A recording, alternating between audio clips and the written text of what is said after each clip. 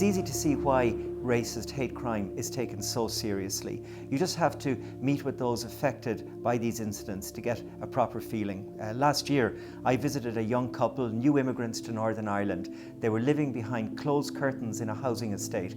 They hadn't gone out for 3 days because somebody had put a nail bomb on their window to frighten the life out of them, to tell them, get out of our estate, get out of Northern Ireland. What's worse, that family and others like them are typically at the receiving end of repeated attacks. That's the experience that we find in the Human Rights Commission in terms of racist hate crime in Northern Ireland. You get victimised once, it happens again and again and again.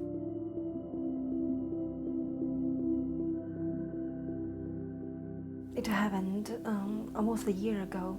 I remember very clearly. It's a dinner time, and we are just preparing our dinner in the kitchen and feeding my baby. And suddenly we heard this broken glasses noise from the front door, and my husband went to check what happened. Then the next thing I heard is he was just screaming in pain, and I was scared because I never heard him scream like that. He always seems very calm and composed. Never heard him like that.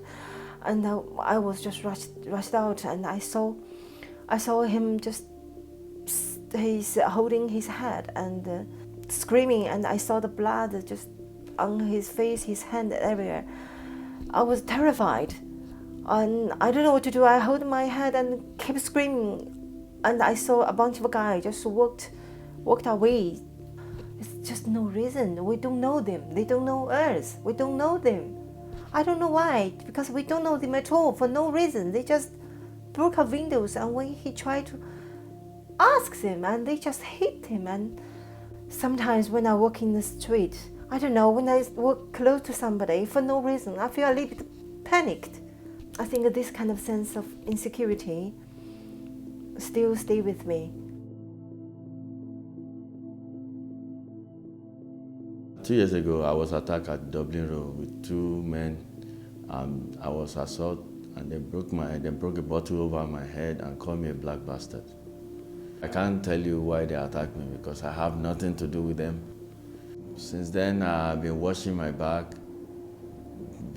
And every time I'm walking home these days, I just wash my back. I don't know. I don't feel safe. The night of the attack, I had to leave my daughter with a neighbor, and the day after that, I brought her to hospital to see her daddy. She said, "Daddy's all red." And that night, he asked me, "Why Daddy's red? Why Daddy's red?" And because Daddy's not here for a couple of nights, and she's never used to that because Daddy's always there, and I feel sorry for her.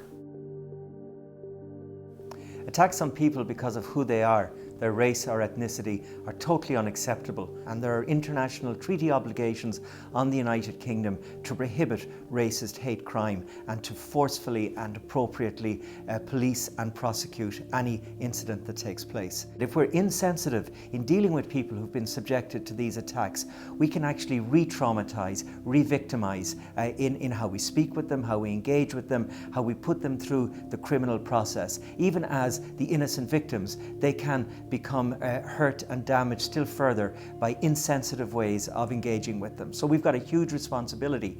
First part is to make sure the prohibitions are in place. Second, that they work. And third, that they work in a way that's respectful of the people that they're meant to serve, the victims of these racist hate crimes.